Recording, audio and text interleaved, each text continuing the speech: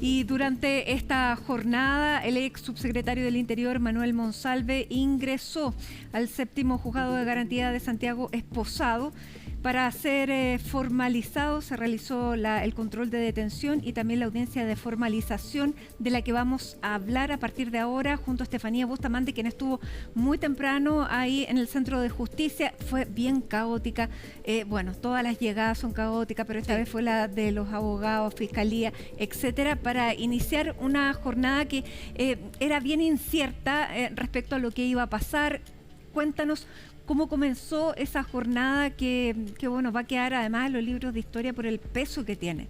Sí, muy buenas tardes, Matilde. Una llegada en vehículo hasta el Centro de Justicia, hasta la sala 103 del edificio D, del Centro de Justicia, el edificio C. Estaba ahí esta audiencia de formalización y donde llegó desde la Brigada de Delitos Sexuales, desde la comuna de Ñuñoa. Estuvo pasando la primera noche detenido. Recordemos que fue ayer precisamente su detención en su domicilio en Viña del Mar, trasladado desde entonces, desde esa región hasta la región metropolitana, y pasó la noche en la Brigada de Homicidios de la Policía de Investigaciones, y es allí donde va a quedar recluido al menos hasta este martes, que es donde se va a retomar la formalización a las 9 de la mañana.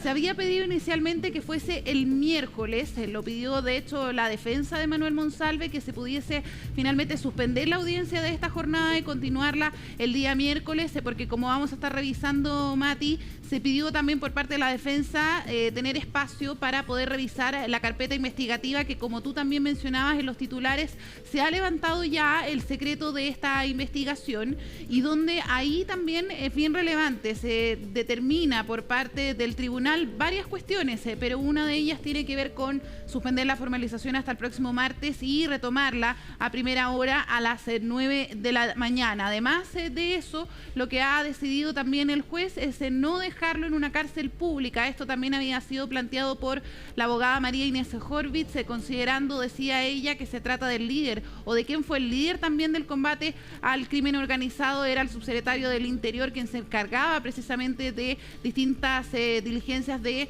la seguridad pública, la coordinación con las policías, y es por eso que por su seguridad pedían que estuviese en una unidad policial, y es así finalmente como lo determina el juez. Se estaba buscando algún cupo en algún recinto policial, sin embargo va a quedar en el mismo lugar donde estuvo detenido el día de ayer, y ya fue trasladado hasta ese lugar tras esta audiencia de formalización que, como vamos a estar comentando también durante esta jornada, el principio fue de manera pública y después, tras decisión del tribunal, ya se realizó a puertas cerradas. Los invito a que pasemos a revisar parte de las palabras del juez Mario Cayul cuando se comunica con Manuel Monsalve, le pregunta si estaba al tanto de la información que recientemente se le había comunicado, y también cuando el juez informa que la causa ya no es secreta. ¿Está consciente, señor Monsalve, imputado en esta causa, que va a quedar detenido? Bien, es una petición que dice relación precisamente con la petición de su defensa de tener más tiempo para preparar su defensa. Sí, magistrado, estoy totalmente consciente. Ya, téngase presente. Repito, los registros de audio, de Zoom, que también es un respaldo que usamos acá en este tribunal, quedan custodiados, bien, o sea, reservados, obviamente disponibles para los intervinientes, absolutamente. Bien. Decreto, además, esto es técnico, desmarcar el hito de confidencialidad de la causa. O sea, ya la causa judicial no es confidencial o reservada. Bueno, en todo caso se habían conocido múltiples detalles de esta causa, particularmente a través del diario La Tercera. CIPER han revelado muchísimo. De hecho, la misma defensa decía hoy en la mañana que a través de la prensa habían conocido mucho más de lo que podían haber tenido acceso a través de las carpetas investigativas que solamente recibieron ayer pasadas las 11 de la mañana, una vez que fue detenido Manuel Monsalve.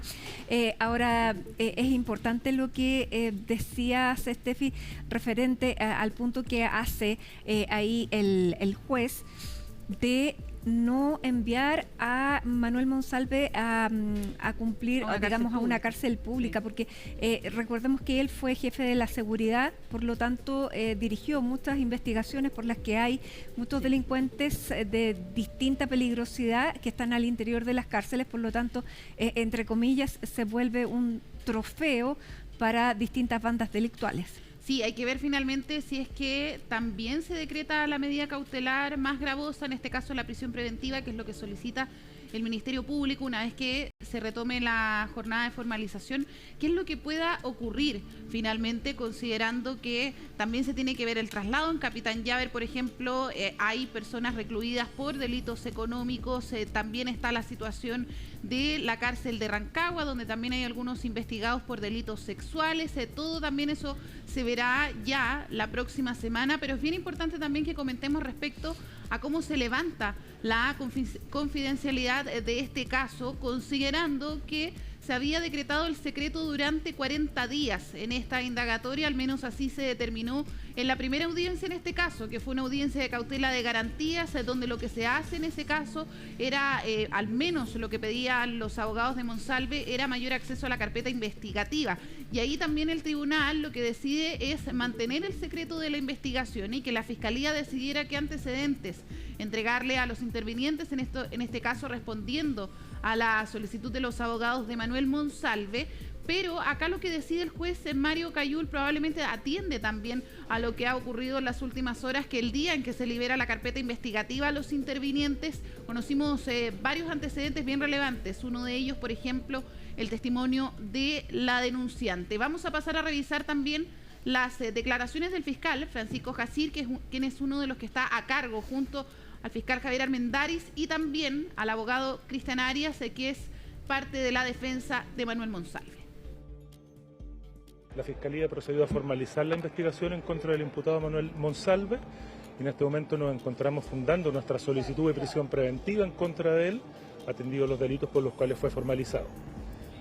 Por lo tanto, el día martes continuamos a las 9 de la mañana en este mismo lugar. Fiscal, la fundamentación de la prisión preventiva, ¿a qué se debe? Aquello en materia de la audiencia, el juez fue muy expreso en indicar que la audiencia no era pública, era reservada, dada la entidad de los antecedentes que están indicando, y lo que corresponde es ventilarlo en la misma y ante él. La ampliación o el receso decretado dice relación con que solo el día de ayer la Fiscalía levantó el secreto de investigación que se había decretado en la causa, y es necesario entonces que tanto la parte querellante, que también lo solicitó, así como la defensa, puedan conocer los antecedentes por los cuales estamos fundando nuestra petición. Insisto, no hemos concluido, lo haremos, espero, el día martes en la jornada de la mañana. La audiencia está en curso, no ha terminado, está en desarrollo. Y en parte se va a demorar un poco más porque aceptaron parcialmente la cautela de garantía que presentamos nosotros como defensa, justamente para darnos acceso a todos los antecedentes que no teníamos. Lo veníamos diciendo, lo dijimos, el juez entendió perfectamente, como cualquier juez, digamos, que la defensa tiene derecho al tiempo y los medios necesarios para ejercer adecuadamente la defensa. Y eso es lo que pasó. Nos dieron tiempo y posibilidad de acceso a cosas que no teníamos acceso. Y con eso nosotros estamos satisfechos porque nos dan, al menos parcialmente, esa solicitud. Es lógico que quede en el mismo lugar en que estaba hasta hoy día, porque, como digo, una situación de tránsito. Él está en una situación de tránsito mientras se desarrolla el resto de la audiencia. Y por lo tanto, cualquier persona, aunque esté privada de libertad, tiene derecho a acceso a sus abogados y a su defensa. Eso es súper normal. Obviamente que vamos a querer y necesitar reunirnos con él para completar el análisis de los antecedentes. Bueno, ahí entonces la petición finalmente de los abogados defensores de Manuel Monsalve, que es acogida por el tribunal, y se decreta este receso hasta el martes para que puedan revisar las carpetas investigativas. Incluso durante esta jornada, uno de los abogados, el abogado Dizzi, terminó llegando más tarde porque tenía justamente que ir a buscar una de las carpetas que no había tenido acceso. La misma María Inés Horvitz, la que está liderando el equipo de la defensa, decía que se habían quedado hasta las 6 de la mañana revisando los papeles y que no habían tenido la posibilidad de conversar ninguna estrategia con sus representados. Bueno, todo eso entonces accede el juez. Sin embargo, claro, ahí se produce un pequeño roce con el fiscal Armendáriz, la defensa y el fiscal Armendáriz, porque él dice que si la causa había tenido ese carácter de reserva, era precisamente por lo que había estado pasando con el acusado. Así que fue tensa la relación que tuvieron, Sí. cuando además se sabe que ellos han estado juntos representando al mismo cliente en muchas ocasiones anteriores. Yo no sé si habían tenido alguna vez que estar enfrentados Marina Horvitz y el Javier Armendáriz. Claro, son dos abogados con una larga trayectoria, con una destacada experiencia también, y donde además algo que no hemos explicado es cómo se dio la dinámica también de esta audiencia, que claro, en un principio comienza de manera pública, se transmite de hecho a través del Poder Judicial, y además esta sala, la sala 103, es de 2 pisos. Entonces, en el primer piso son las imágenes que estamos viendo en este momento, donde están precisamente los intervinientes. Está ahí Manuel Monsalve, está también por cierto, el juez Mario Cayul, pero en el segundo piso es donde uno hace ingreso como medio de comunicación para poder captar las imágenes y hacer las grabaciones correspondientes. ¿Y qué es lo que ocurre ahí? Esta audiencia, cuando comienza, el magistrado dice que se puede transmitir durante ese momento, pero en todas las audiencias hay un espacio donde el tribunal le pregunta a los intervinientes si es que ellos están de acuerdo con que esa transmisión siga. Esto era bien importante considerando el tipo de delito que se estaba investigando. Son 2 hechos bien importantes, una presunta violación y también abuso sexual, lo que se está investigando, y por cierto se iban a dar varios hechos, habían también registros audiovisuales, y es por eso que el juez pregunta a cada uno de los intervinientes. Interesante la postura de la Fiscalía, que dice que ellos se van a allanar a lo que diga la querellante, porque en este caso lo importante era resguardar a la víctima, y por cierto se iban a finalmente plegar a lo que en este caso la parte querellante, que representa a la denunciante, quisiera. ¿Y qué es lo que dice María Elena Santibáñez? Que ellos están de acuerdo a que se transmita esta audiencia de formalización, pero con los resguardos necesarios, que en este caso... Y con las cámaras del Poder Judicial solamente. Exacto, y que era con el resguardo del nombre de la víctima, y que en los videos ella no se viera, que tuvieran cuidado con eso. ¿Qué es lo que dicen los abogados de Monsalve? Que ellos no están de acuerdo, y ahí se accede de manera parcial por parte del tribunal, que dice acá la audiencia se va a dar a puertas cerradas, pero vamos a poder al menos escuchar la formalización, que son el momento en que la Fiscalía le comunica los hechos por los cuales se está siendo formalizado, y se da un momento interesante también. El juez Mario Cayul le habla directamente a Manuel Monsalve y le dice: señor Monsalve, ponga atención a lo que se le va a comunicar, y se le da la palabra al fiscal Javier Armendáriz. Veamos ese momento. Vamos a pasar a revisar justamente ese momento. El día 22 de septiembre del 2024, aproximadamente a las 18 horas, el imputado Manuel Zacarías Monsalve Benavides se reunió con la víctima, de iniciales ya señaladas, con quienes concurrieron al restaurante Ají Seco Místico, ubicado en calle Enrique Maquíver, número 366, en la comuna de Santiago, lugar en que consumieron alimentos y alcohol. Trata de un delito de violación de mayor de edad. Hecho número 2. El 23 de septiembre del 2024, víctima de iniciales ya señaladas despertó en la cama de tal habitación, desnuda, en la mitad inferior de su cuerpo, mareada y con fuerte dolor. Delito de abuso sexual de mayor de 14 años. Bien, ahí la explicación que hace el fiscal Javier Armendáriz son por los 2 hechos, uno por violación. Claro, pero parte por el hecho 1, sí. Después, claro, es la otra, intento de violación. Sí, ahí esta agresión sexual es también parte de la investigación de la Fiscalía, que es en las horas posteriores a la reunión que ellos tienen el día anterior, ¿no? Esto es al día siguiente. En la mañana, lo cierto es que la audiencia no se entró en detalle, porque después de ese momento se da el espacio ya pero fue bien para explícita la formalización. Sí, y eso daba también a entender por qué también se daba el resguardo por parte del tribunal para lo que venía, que era el momento. Y a eso de hecho se dedicó toda la mañana la Fiscalía, ya hasta más cerca de las 3 de la tarde, que era a entregar detalles de los hechos. Y el fiscal Armendáriz, al menos en esta descripción, que de hecho eso es solamente un extracto, lo que escuchamos, es bien directo y al detalle respecto de lo que ocurrió esos días. Y tú bien dices, es lo que escuchamos, porque después comienza entonces el alegato que, digamos, la exposición, Sí. que es, digamos, sin cámara, y fue bastante larga. Y la Fiscalía lo que dice es que tiene absolutamente acreditados los delitos de violación y abuso sexual y que Manuel Monsalve, dicen, es el autor de los mismos. Es lo que plantea la Fiscalía, con la convicción con la que se expresa además Javier Armendáriz. Por el otro lado, la defensa de Manuel Monsalve no dice nada que vaya a rebajar algún tipo de condena o algún tipo de imputación, sino que dice literalmente que es inocente. Sí. Por lo tanto, aquí hay dos visiones absolutamente distintas, porque una persona tiene derecho a la defensa, pero la defensa puede buscar dentro de las condiciones que se están dando para su representado, buscar las atenuantes, pero aquí es directamente es inocente. Sí, aquí hay varias señales que uno puede ver respecto de la investigación del Ministerio Público. ¿En qué sentido? No se le tomó declaración a Manuel Monsalve antes de ser formalizado, probablemente porque la cantidad de antecedentes que tenía el Ministerio Público eran suficientes, porque se puede formalizar a alguien sin la necesidad de su testimonio. Y además, otro punto, incluso cuando se le pregunta a los intervinientes si estaban de acuerdo con la petición de la defensa de Manuel Monsalve de continuar el día miércoles, ninguno se opuso.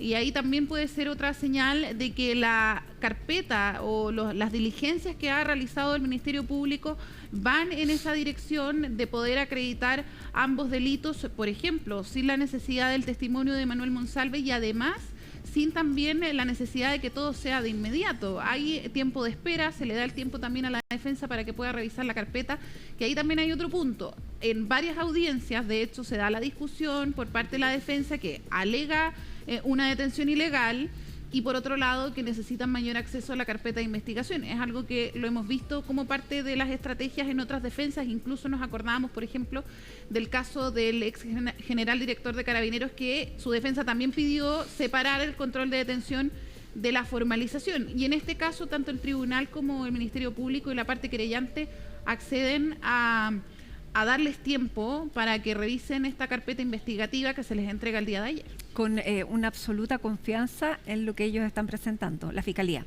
Claro, de esa manera al menos se puede interpretar, considerando los antecedentes que tiene y también las horas de exposición que dedicaron los fiscales Javier Armendáriz y Francisco Jacir para poder relatar los hechos que... otro punto también que hay que mencionar antes de pasar a revisar las declaraciones son los testimonios que se conocieron en las últimas horas, por ejemplo, de la denunciante, del taxista, que es un testimonio clave, y también de la ministra del Interior. Vamos a pasar a revisar, Matilde, algunas de las declaraciones también de los abogados, de la abogada María Elena Santibáñez y también de la abogada María Inés Horvitz. Ella no recuerda lo que pasó esa noche. Se trata de amenazas vedadas que señalé que fueron de manera encubierta, que claramente resultan raras, señalar que se vaya del país, que pueda aparecer muerta ella o el papá, y lo señalé hace bastante tiempo, y evidentemente que es una situación que a lo menos genera temor en ella y en su padre. Pero sencillamente da cuenta, es un elemento más que da cuenta del contexto bastante intimidatorio para ella, considerando las características de la persona de la que se trataba y del entorno. Bueno, de hecho, yo misma solo me querellé por los delitos sexuales, considerando que está un poco difícil ver el tipo penal específico, sin perjuicio de que vamos a seguir estudiando. Está un poco mejor, sin el perjuicio de que está con tratamiento psiquiátrico y tratamiento médico, el tratamiento psicológico. Está al tanto de la atención, ¿no? Pagado todo por ella, inclusive la abogada que les está hablando. Nosotros queremos que él tenga seguridad personal. ¿Arresto domiciliario para ustedes sería quizás lo ideal? Obvio, como la Katy Barriga. Me gustaría mucho a ver si él también tiene opción de hacer ganarse alguna luca porque está arruinado. Nosotros nos enteramos por la prensa, por TVN. Alguien me dijo, mira el TVN y ahí veo que está este pliegue monumental para ir a buscar a una persona que nosotros siempre dijimos que la poníamos en posición. Nunca se opuso a nada de lo que le pidió el fiscal. Colaboró, por ejemplo, cuando el fiscal Armendáriz estaba en el hotel, cuando le pidieron las chaquetas, él dijo dónde estaban, no hubo una diligencia, no es que él haya querido Bueno, pero podría haber dicho, ¿sabe que nosotros estamos en la saleta? ¿Que no se acuerda de algo? ¿Eso es falta de colaboración? No sé, se lo pregunto. No. Bueno, ahí entonces están las abogadas, tanto la abogada defensora de Manuel Monsalve como la querellante, y llamó mucho la atención, bueno, la audiencia parte con la petición de la abogada defensora de que le quitara las esposas a Manuel Monsalve, también en la misma línea de que él ha colaborado, de que está en un ambiente donde no se va a arrancar, donde no le parece necesario que se mantenga esposado, porque más bien es una señal más que una necesidad. Y aparece también la abogada querellante, la abogada de la denunciante, que hace referencia a esta amenaza de muerte que recibió o habría recibido esta comunicación por parte de esta periodista que trabajaba, porque entiendo que ya no se le renueva el contrato a honorarios que tenía. Respecto de que podría aparecer muerta, atropellada, que podría tal vez a lo mejor irse del país. Fue bastante curiosa esa declaración porque ella tiene que demostrar de dónde sacó esos elementos para poder planteárselos, porque así, entendido, puede aparecer como un mensaje. Pero teniendo en cuenta el contexto también es pensable que lo dijo de mutuo propio sin tener mucho sustento en qué decirlo. Claro, probablemente haya sido una declaración a título personal. Y además, otro punto, ya volviendo un poco a la argumentación que entregaba ahí la abogada María Inés Horvitz respecto a la colaboración, en este caso, que prestó Manuel Monsalve, lo dijo en reiteradas ocasiones, al menos en las que públicamente pudimos conversar con los abogados del ex subsecretario, respecto a que constantemente dijeron que Manuel Monsalve estaba en una posición de poder colaborar, de que también incluso lo mencionó en esta audiencia de formalización la abogada María Inés Horvitz, que se habían reunido o al menos se habían entrevistado con el fiscal Javier Armendáriz previamente a esta audiencia de formalización, que ellos no esperaban que se diera de esta manera, y el fiscal fue tajante, dijo: este fiscal no comenta entrevistas privadas, dando a entender que esto ocurre finalmente con los intervinientes antes de que se den los siguientes pasos en una investigación, como por ejemplo esta vez hablamos de una audiencia de formalización. Por lo tanto, desestima estos argumentos entregados por parte de los abogados de Manuel Monsalve respecto a si hubo colaboración o no, si se reunieron o no, si hubo coordinación previa para prepararse ante lo que podría ser lo que está ocurriendo el día de hoy, que es una formalización contra Manuel Monsalve. Pero también hay algo que no hemos abordado, Mati, que tiene que ver con los testimonios, también los detalles que se han entregado en cada una de las versiones entregadas de estos hechos, en este caso de la denunciante, donde ella es tajante, dice que no hubo consentimiento alguno en las acciones ocurridas durante esas horas, y también el taxista dice que la situación, lo que él pudo observar, es que Manuel Monsalve estaba en muchas mejores condiciones, que la denunciante. Así que pasemos a revisar también parte de las declaraciones del mundo político. Es la ministra del Interior quien se refirió también a este tema durante esta jornada. El nuevo subsecretario del Interior está haciendo una evaluación de sus equipos y en este periodo toca precisamente tomar varias decisiones en esa materia. Así que su respuesta: sí, hay varias investigaciones en curso y tenemos que ver que nos den, luces de si hay acciones indebidas, delitos funcionarios o faltas administrativas que corresponda sancionar. Las autoridades que hemos podido aportar a la investigación lo hemos hecho declaraciones que son parte hoy día de las herramientas con las cuales se está haciendo la investigación, pero a nosotros no nos corresponde, al gobierno, al Ministerio del Interior, comentar las diligencias, opinar sobre las diligencias. Ese no es nuestro rol. Nuestro rol es garantizar que se pueda hacer correctamente el proceso investigativo. Eso es lo que nos corresponde hacer y eso es lo que estamos haciendo, generar las condiciones para que quienes tienen la tarea de investigar, quienes tienen la tarea de sancionar, lo hagan sin interferencia y con todo el apoyo, con todos los recursos que se requieren.